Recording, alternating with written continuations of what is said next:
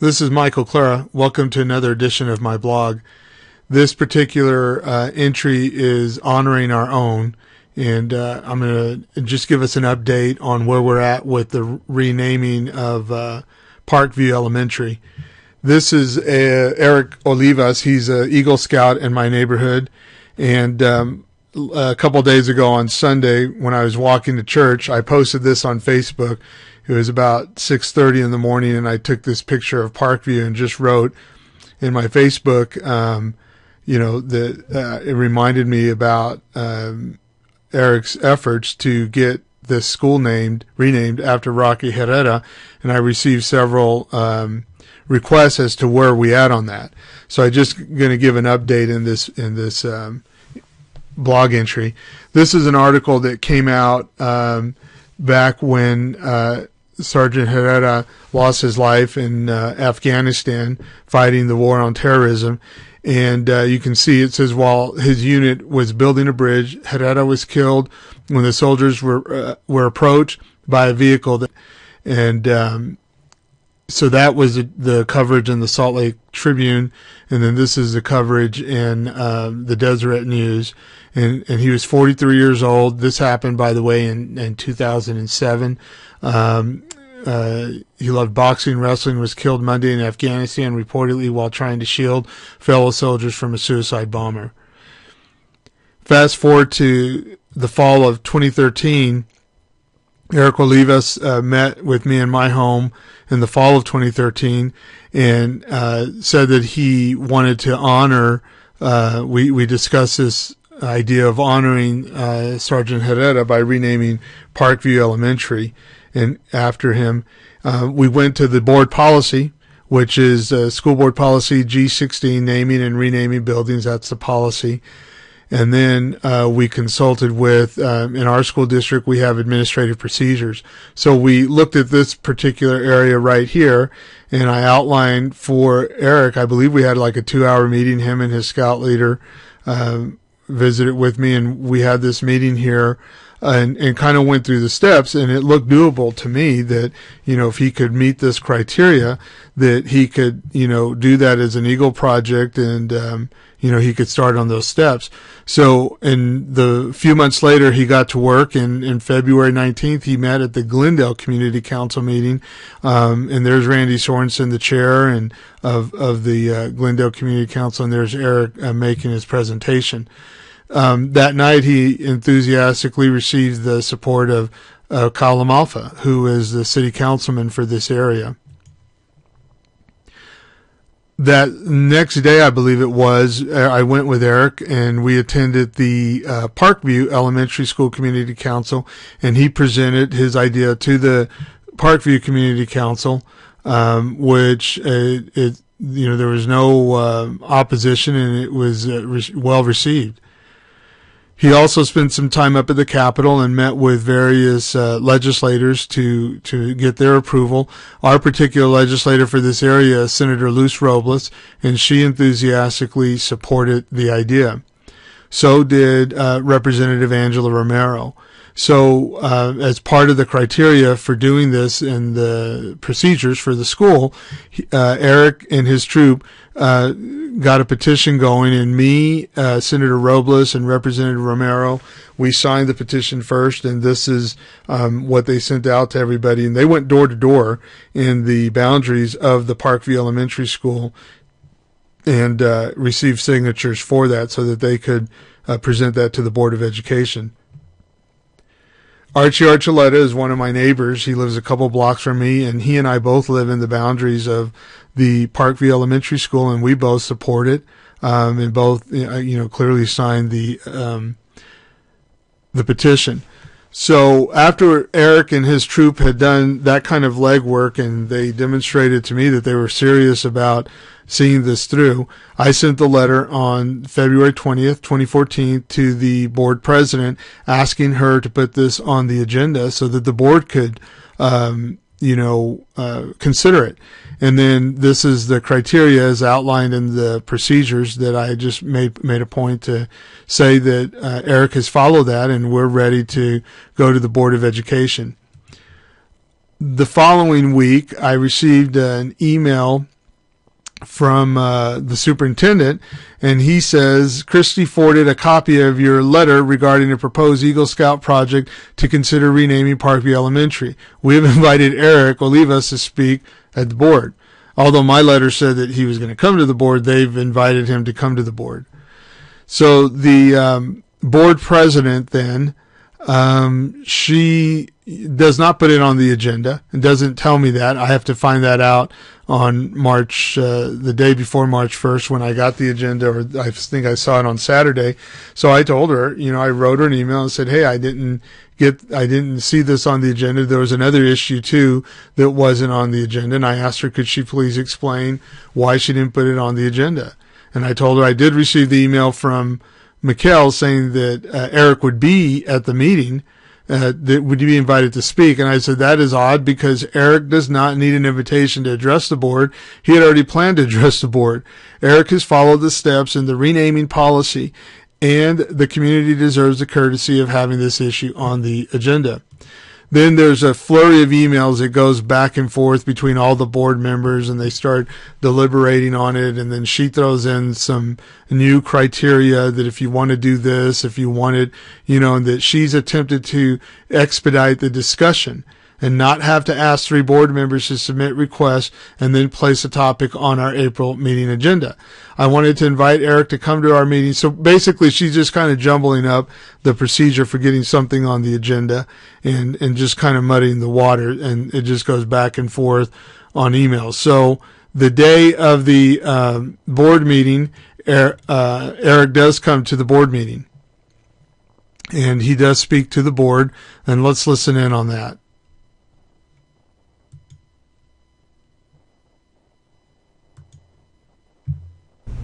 Eric, will you tell us your name? Eric Olivas. Olivas. I was going to say that, but I thought, yeah. Thank you. All right, so members of the Board of Education, my name is Eric Olivas, and I am a junior at East High School. Before I begin, I want to thank Superintendent Withers.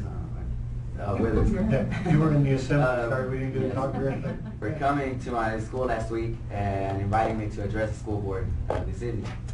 I'm here tonight to ask each of the school board members to support my Eagle project, which is to rename Parkview Elementary to Rocky Herrera Elementary.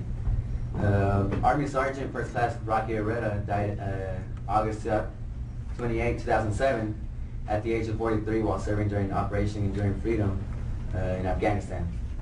I'm really grateful for men and women like Rocky Herrera who gave their lives so we can live in a free country, and I want to publicly thank the members of the Herrera family for their sacrifice.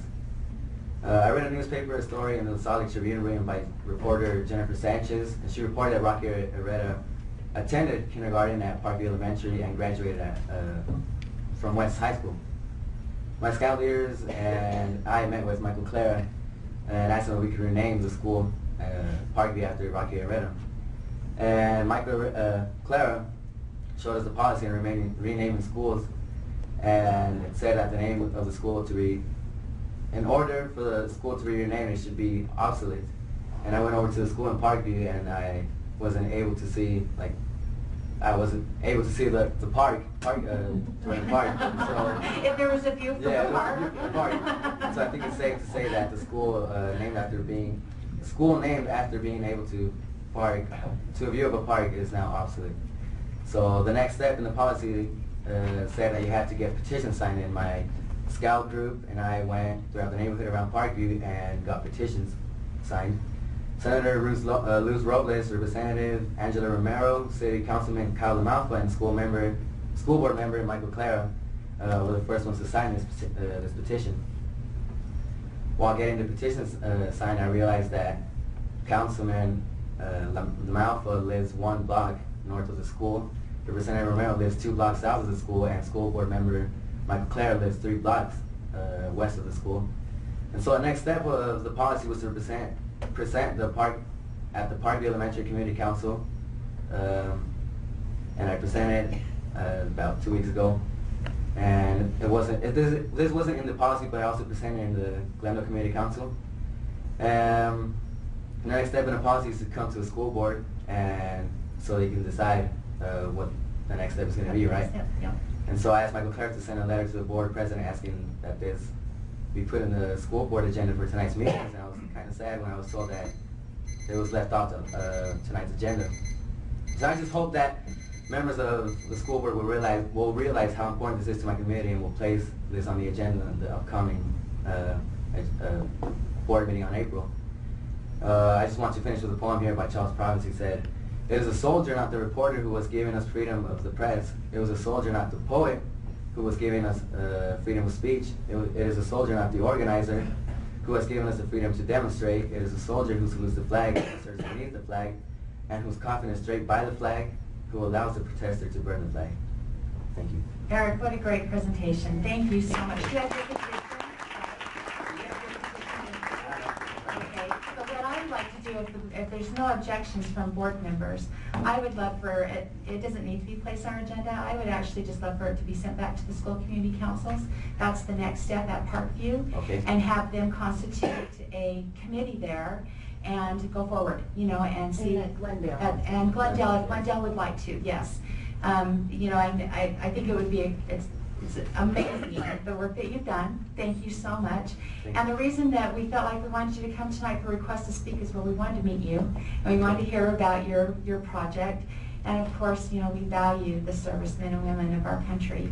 So if there's no objections from our board, I would love to just go ahead and we'll give direction and have it sent back. If you'll give us your petition, we'll have it sent back to the community council at Parkview and Glendale. They could even combine together. That's their next step. And then to reach out to the community and find out how they feel about it. We need to get students too. Yes, That's students part of too. it. Right, and Yes. we need to form a separate committee. Yes, they need to form a separate That committee. embraces more than just the community Yeah, council. exactly. So it would be the community council would put together a committee that would be broad-based in the community, and then they'd reach out to the community to say, this is what is being suggested, how do you feel about it?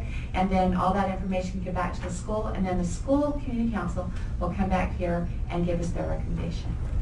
All right? So if Chrissy, you guys are okay with that, Do then you have I'm sorry, do you have a timetable on that? I think that we'll let the schools come back and tell us. Okay. And Eric, and right now is the spring is really hard in the schools because of all the Yes. testing. That. Yeah. Better than the rest of it. So does Lavender. She knows what the spring is like. And so, yes. And so if it's okay, what we'll do is let them come back and tell us. Because they could meet through the summer and maybe possibly it would be the fall, that they could come back with a recommendation, but they might do it quicker, so we'll give that recommendation to the school and have them do that as quickly as possible, if that's all right. Is that okay, board? Yes. All right. Yes. Eric, you're awesome. Thank you very much. So much. We're so glad you were here tonight. Good luck. Thank you.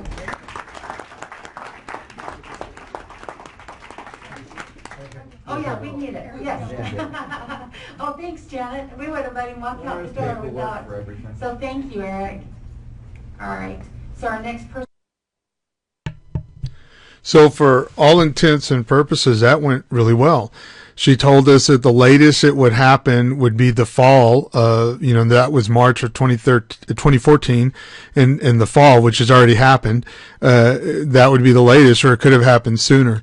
The Salt Lake Tribune here covered the story, and then they're quoting me saying, Clara said he'd like to see the school named after Herrera to show the local heroes that local heroes walk among us. And then the reporter said Olivas officially presented his request to the Salt Lake City School Board Tuesday night, which received it enthusiastically, which is what appeared to have happened. The other news media covered it, and it said that Tuesday night that Eric presented it, and that it was received by the, it says even though Eric's proposal wasn't officially on last night's school board agenda, the members liked the plan so much they decided to send it along to the community council.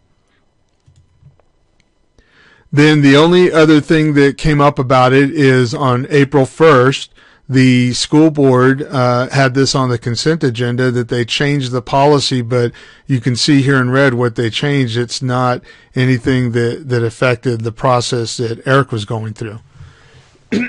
Excuse me. Later on that month, we received a call from Rocky's mother and Elaine, and we went to Price, Utah. She wanted to come to Salt Lake to see Eric, but Eric and his scout leaders and I were able to arrange to go down there and see her in Price, so she didn't have to come up here. And we had a really enjoyable meeting with her and her family, and we met there at the Catholic Church there in Price. And then the local, Channel 13 covered that meeting when we met with Rocky's mom, and then so did the local newspaper there called the Sun Advocate, and did a number of pictures and wrote a story on that. So we hadn't heard anything since then. I asked a couple times and nothing, whatever came of it. So I sent another request officially to the board president on September 16th, asking and reminding her that, Eric has done his part according to the policy. He's done the petitions, met with local leaders, met with community members, met at community meetings, and asked that, and that, I reminded her, she said that this would be done the latest in the fall, which was of September of 2014. Then, and I also, with that letter, gave her a copy of the minutes from the March 4th meeting where Eric spoke, Jennifer Sanchez spoke, who used to work for the Salt Lake Tribune and wrote the original story, and then Dwayne Padilla spoke, who is Rocky's nephew. And so I included that in my fall letter of September of asking again to put it on the agenda because, as she said, over the summer or, you had the spring, the summer, and the fall now, 3 seasons, where the school could have convened that committee that they were asked by the board in March to convene. And then I put in here the renaming procedures again, and asked that, the written petition was done. The board can send the request to committee, which they did. The committee to rename the school facility will consist of, it tells you who it'll compose of, and the committee will submit a written recommendation. And I hadn't heard anything up until now. And again, you had winter, spring, actually you had 4 seasons, winter, spring, summer, and fall. And then that written recommendation is kind of where this got hung up at, that they didn't do that, it seems like, because then I get the response from the board president. And first of all, she says, she says that, let's see, this is from me to her, and then she sends it to the superintendent. She says, I cannot open the attachment, and this is my fall request, the September letter I just showed. I cannot open the attachment. I really don't know what the problem is with his attachment. I can never open them. And then she says, Mikhail, do you know what the status is of the Parkview renaming? And why Michael would be asking to have this put on the action agenda. Any help would be appreciated. So that's odd that she's asking. I guess the superintendent, he should have had that committee convene as the board instructed back in March, and she doesn't know why I'm asking it to be put on the agenda. Well, I'm asking it to be put on the agenda because this committee is supposed to come back with the recommendation to the board. I hadn't seen that. And so she doesn't even know what's going on or why I'm even asking. So she's asking the superintendent, and I didn't get a copy of an email where that was responded to, other than, she says, she does respond. She says, you have requested to have the name change Parkview on our next board meeting agenda. With the change of principals at Parkview, the SEC will be revisiting the name change along with the process they would like to follow for community outreach in the upcoming SEC meeting. So this was in September. So they would have had October and November. They had SEC meetings, and I never heard back. We're in December. December 29th today.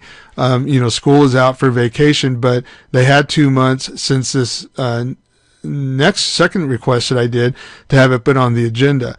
And then she says that that the Parkview community at large has yet to be informed or involved about the request of a name change. We need to allow the SEC principal to put together a plan for a survey and gather initial feedback. And that's not accurate. What she just said, that the community wasn't involved, the SEC wasn't involved. And I write that in a response, and I says I'm a bit offended that you would state that the Parkview community at large is yet to be informed or involved about the request of a name change.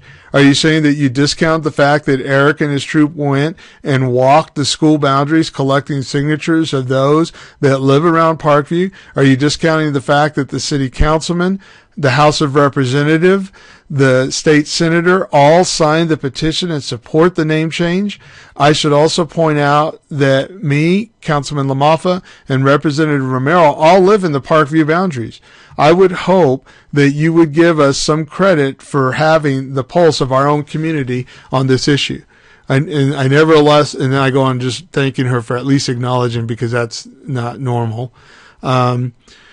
So, my point is that you have the most local officials, city council, school board, state House of Representatives, and state senator that support this. And she's saying the community hasn't been involved in this. And again, as I point out, Eric, they went walking. As I pointed out early in this podcast, that Eric went to several community meetings. So anyways, later in November 14th, last month, I found through a grandma request on another issue, I found this email that they're just discussing. She's kind of pointing out, let's throw a monkey wrench. This is back in February. Let's throw a monkey wrench in all this and talk about the cost, that how much it'll cost to change this name and stuff. And that's something we can't do or she's implying we can't do. And she's referring to the fact that I had this, had uncovered the fact in February that the school board that her and the superintendent were trying to hire a PR firm to get them out of another mess that they had gotten themselves into. So just in conclusion here, if we look at the the process for renaming, and this is the process that I showed Eric back in the fall of 2013, a written petition may be sent to the board. He did that. The board may send the request to a committee, which they did, and then the committee to rename the facility will consist of the school community council with representation from various attended areas and students, which they've had, again, the winter, spring, summer, and fall to do that. Now we're at another winter. We're going on another year that Eric, it's already been over a year now that he has started this process. In a couple of months, we'll be at a year that he actually came to the board. The committee will submit a written recommendation with supporting rationale to the superintendent and the Board of Education, and the board will consider the committee recommendation. And that's where we need to, and the board makes the final decision. So the board takes this recommendation from this committee, but also recognizing the recommendations that have already come from the elected officials and the other members in the community, and they weigh that out and make a final decision on that. I believe, and I mentioned this early on in an email, that they have every intention of thinking this goes away, that the community, that if they just stall it and don't bring it up again, that's why she's surprised. Why would I bring that up, again? Because in her mind, she thinks because she's avoided putting this on the agenda, that it's supposed to be an issue that goes away. This is just, what are the next steps? And Eric talked to me about that yesterday, and we're going to meet with some other community members in our community and try to decide what to do next, because clearly me submitting requests and I'm a member of the board, but I don't have any kind of influence to get something on the agenda, clearly, even if it's something in my community, even if it's something that has that enjoys a lot of support, widespread support from the community. And this is just an example that, here's a community that this happens all across the country. It's a very normal thing to rename a highway or a street or a school or some other public building after our heroes in our community. And so, in this case, we'll continue to march forward and to do what we can as a community to honor one of our own, even Sergeant Rocky Herrera. Thank you.